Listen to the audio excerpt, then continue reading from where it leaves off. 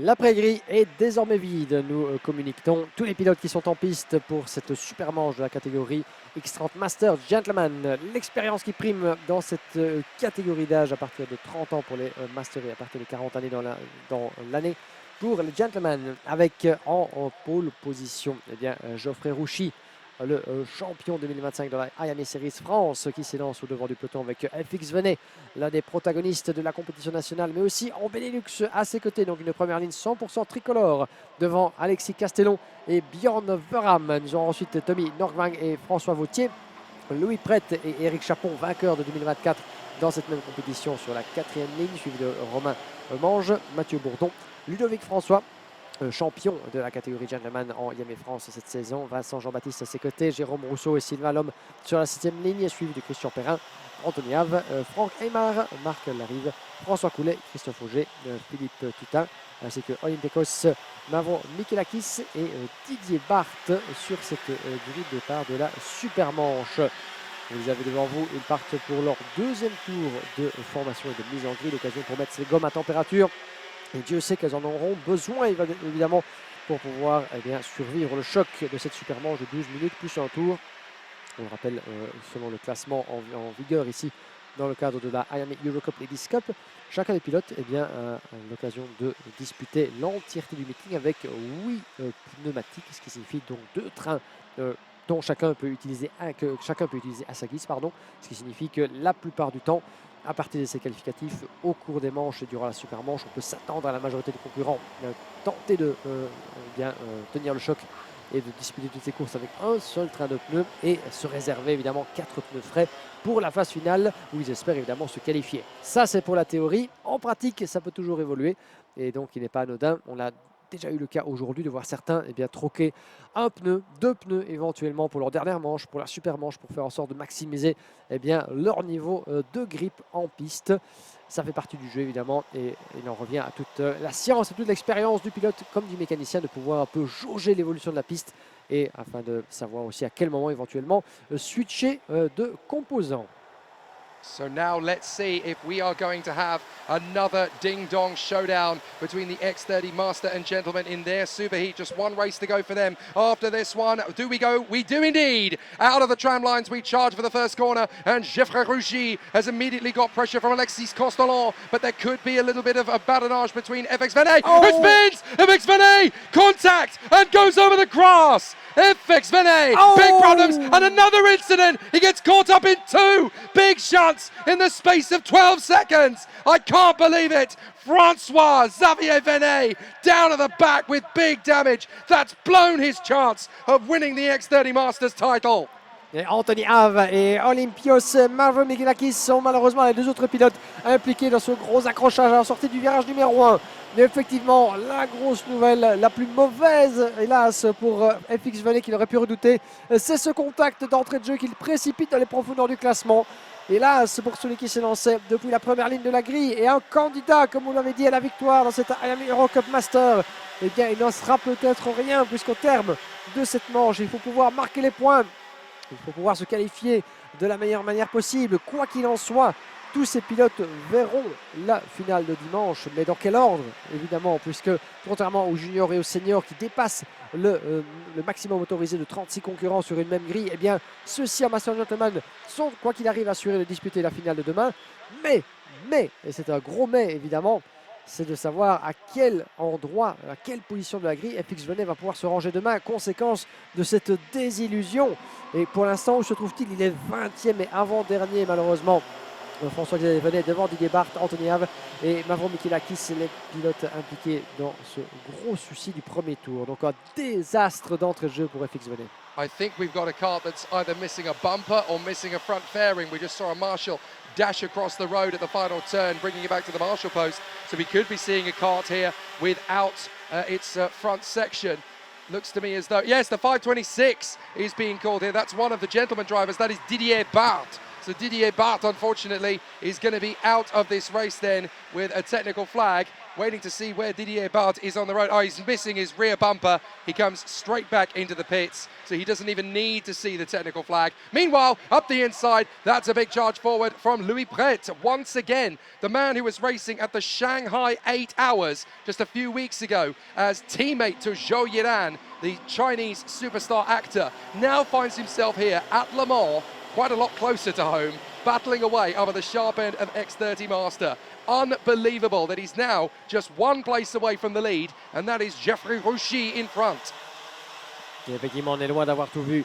Geoffrey Rouchy, qui ne pouvait pas évidemment miser sur pareil scénario, mais c'est certainement l'un des deux scénarios certainement qui doit lui convenir le plus, puisqu'il voit son adversaire le plus proche en piste, mais aussi au classement général, au classement intermédiaire, et bien dans les pâquerettes malheureusement. Et Geoffrey Rouchy, il n'y a plus qu'une seule mission en tête, rallier l'arrivée en première position, tout faire pour empêcher Louis Pret, Tommy Nordvang et le reste du peloton de recoller avec lui en tête de cette épreuve.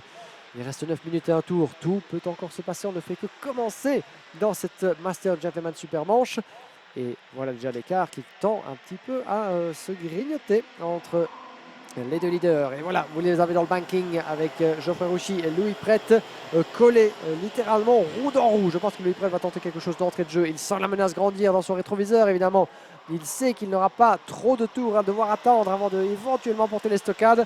Le tout est de savoir, a-t-il les reins et les pneumatiques nécessaires pour aller jusqu'au bout sans être rejoint. Changement pour la 4e place avec Eric Chapon qui a pris l'avantage sur Eric Castellon. Compte tenu de ce qui vient d'arriver à FX Venet, Eric Castellon était deuxième au classement intermédiaire.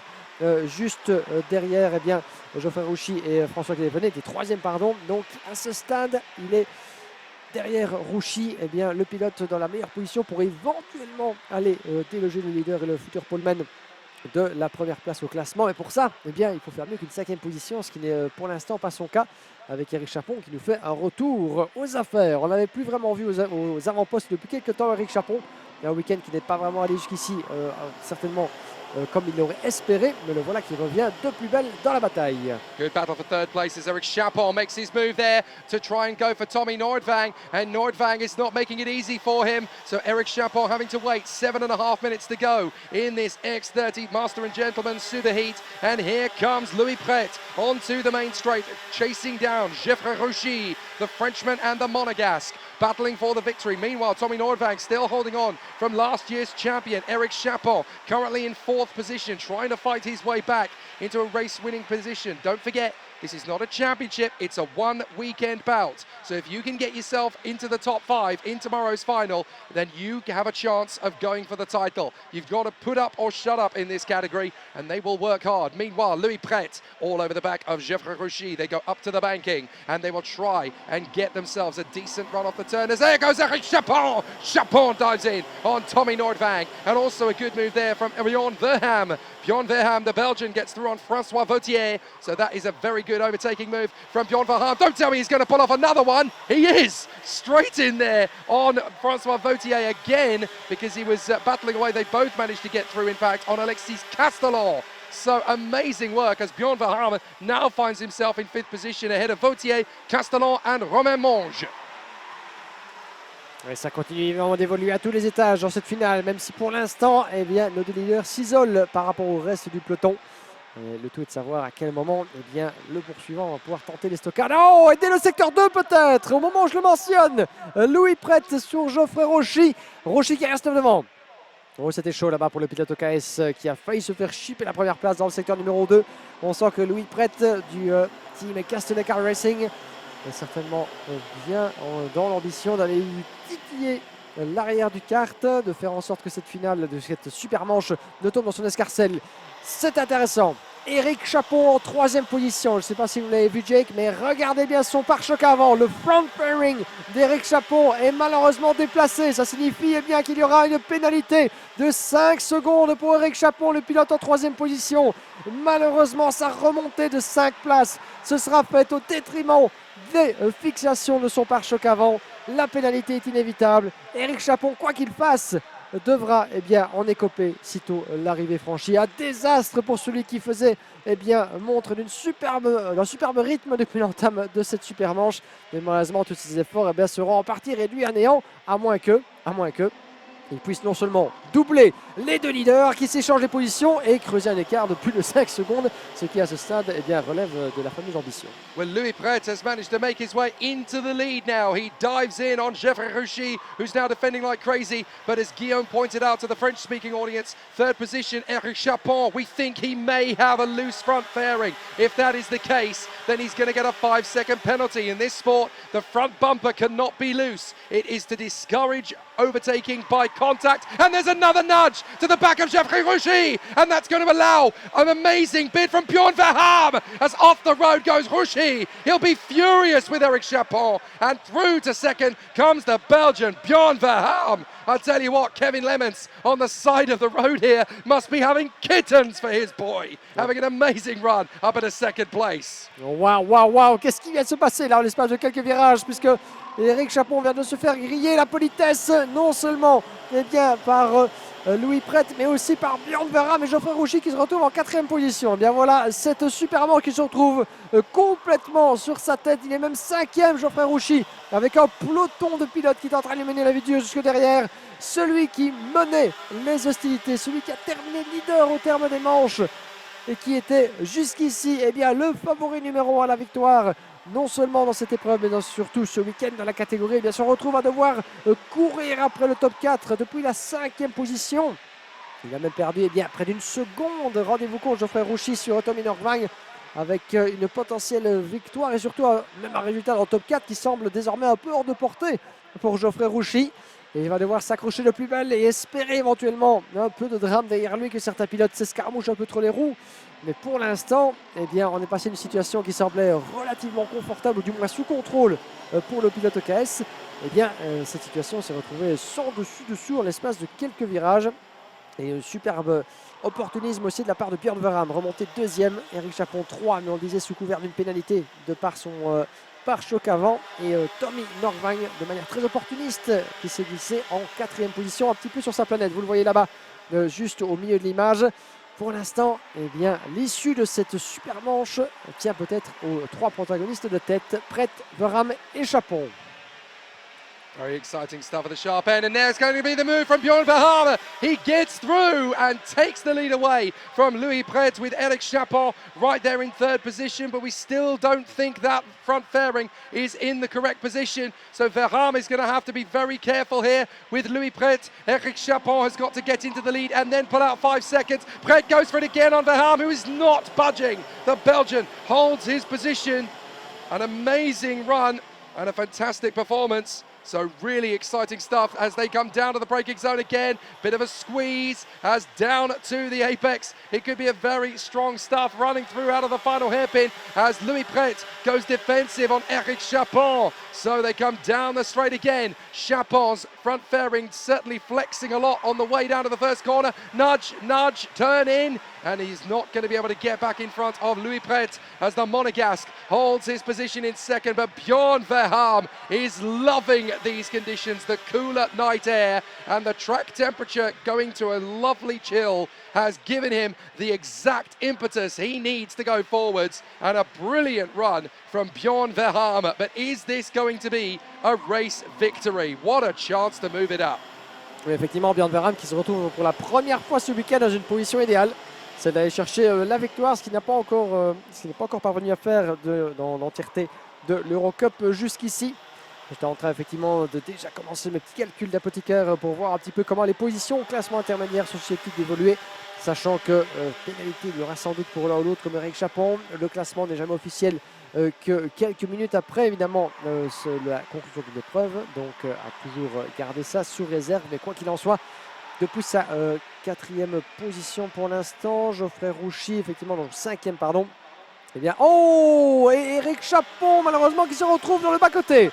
Et je ne pense pas qu'il s'y est mis tout seul. Malheureusement, on a vraiment attrapé ça sur le coin de la caméra là-bas, alors qu'on se focalisait sur la bataille juste devant. On est revenu en direct au passage du virage numéro 3. Il semble-t-il avoir eu une petite mésentente. Et après, ce qui est arrivé à FX Venet, après ce qui est arrivé à Geoffrey Rouchy, toujours dans la course, mais bien loin des protagonistes de tête, voilà que Eric Chapon, avec un pare-choc évidemment malheureusement d'éclipsé pour lui, se retrouve dans les profondeurs du classement.